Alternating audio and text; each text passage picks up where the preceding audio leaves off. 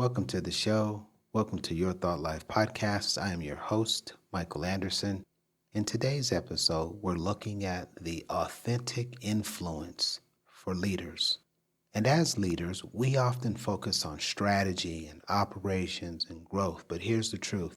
Authentic influence is the silent force behind extraordinary leadership. It's the bridge, if you will, that's between inspiring your team and achieving the outcome that you all jointly desire. What we intend to do by the end of this episode is share with you some actionable insights to harness authentic influence that you can lead your teams to the outcomes and impacts that you desire to have.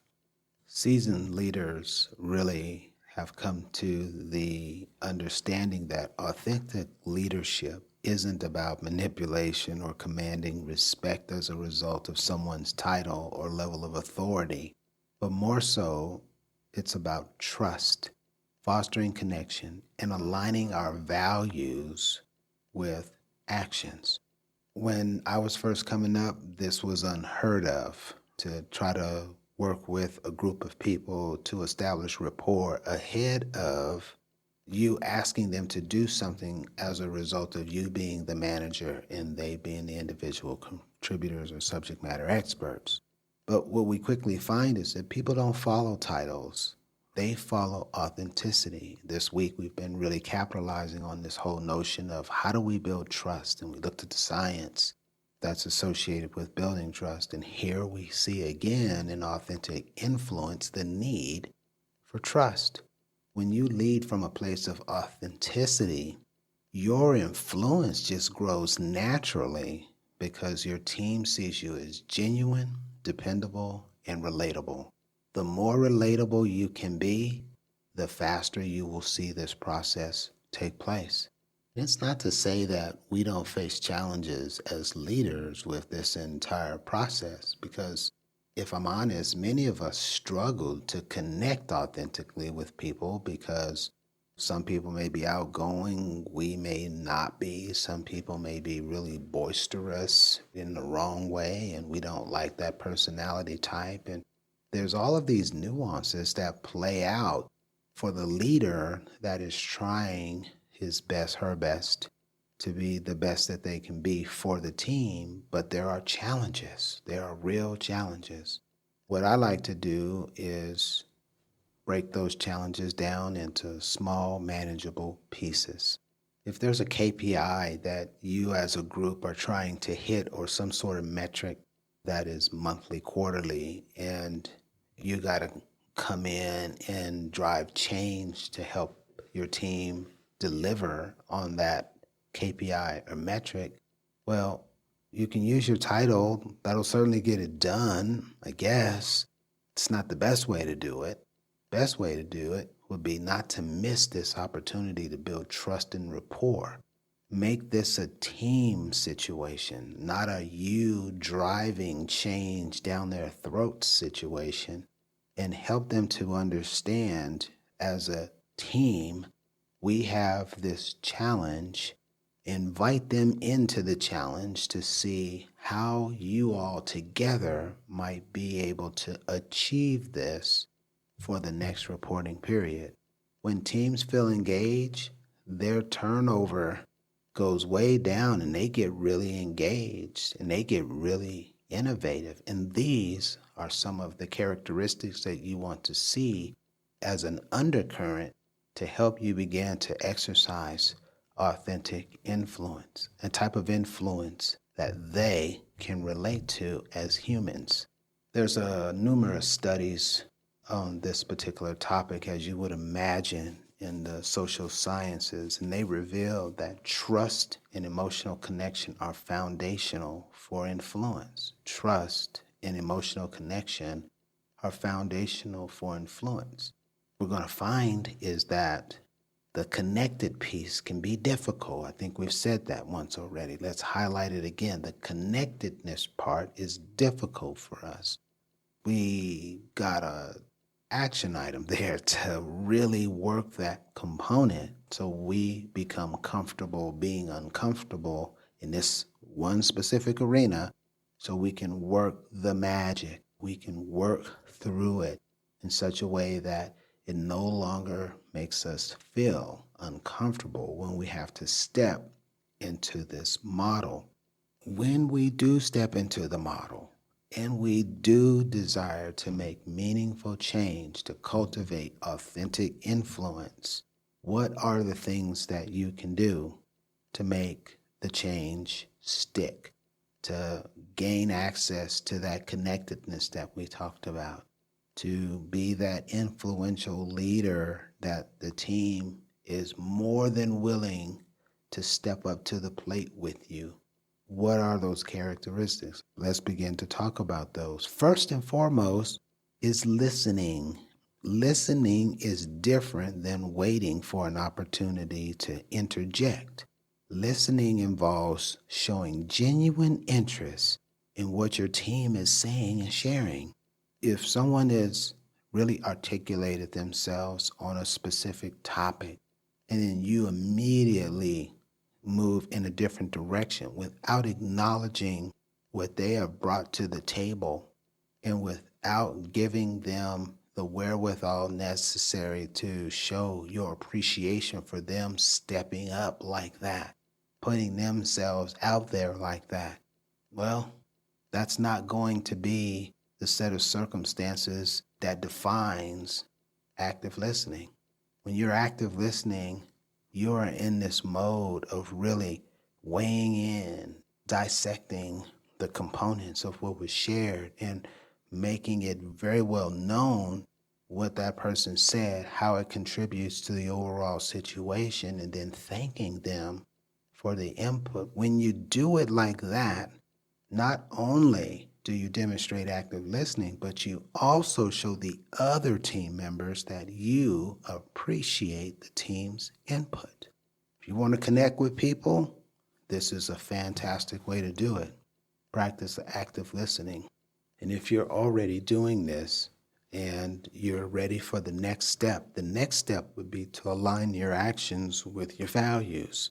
What's that mean? It means being consistent between your words and your actions, that you develop credibility over time. People want to know that when you say something, you are willing to bring it to completion. People want to know that if they confide in you after you've said you're there for them, that when they have shared with you, you will go do what is necessary as a leader to help them with their set of circumstances. And they need to see that very consistently. There's a narrative and theme that keeps replaying as we go through and learn more about authentic influence, and it really is centered on consistency. A study from Stanford University shows that value-driven leadership enhances team morale and performance. If you are saying that you are this, that, or the other, or thus and so, when the opportunity comes for you to demonstrate that, you, on your own accord, should be showcasing that you are a person of your word. Not once, not twice, but all the time. Does this give you an opportunity to make some changes over time because the environment with which you're in is changing? Absolutely. But fundamentally, if you say you got their backs, when the time comes for you to have their backs, they need to see that you've got their backs. Not only see, but they need evidence that you have done what you said you would do to support them. If you're already aligning your actions with your values, then you can continually gain ground by not being a micromanager. The teams need to be trusted. The teams need autonomy. The teams require autonomy. For you to give that to them says that you trust them and the pieces and parts that you have delegated or sublet to them.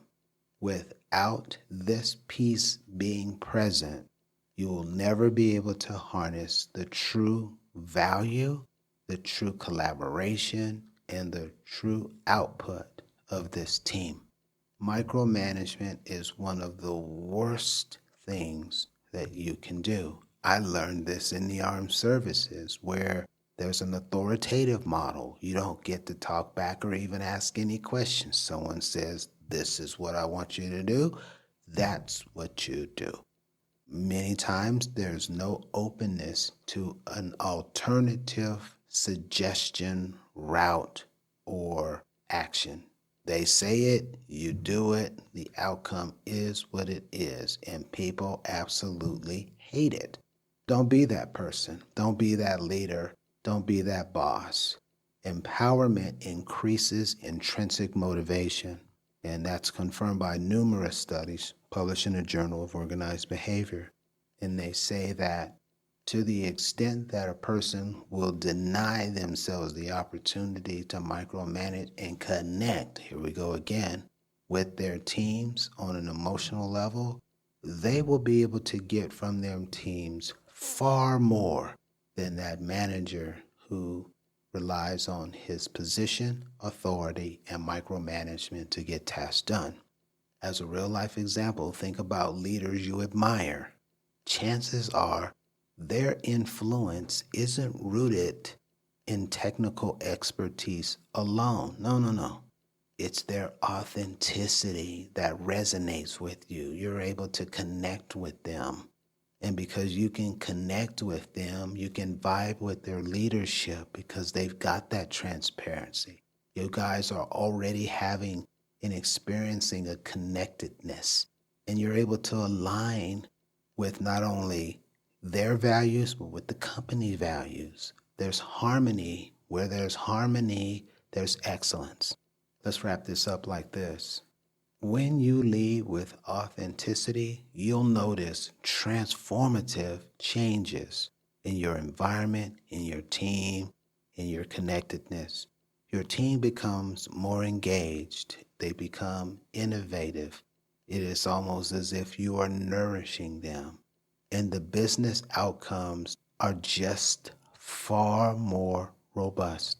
And it's this authentic influence that improves this professional environment, those professional relationships, and it creates for you a foundation from which you can lead from a position of authentic influence rather than micromanagement. As you step into your next leadership moment, set of circumstances, challenge, remember this: authentic leadership and authentic influence is your superpower. If you will practice active listening, sharing your vulnerabilities, and aligning your values, you're going to inspire and create a set of circumstances for you and your team that have lasting impact, and they will never forget the leader that you are. Thank you so much for your time today. We appreciate you taking the time to listen. Do consider leaving us a rating and a review. Feel free to connect with us on Linktree. The link is in the show notes. You are enough.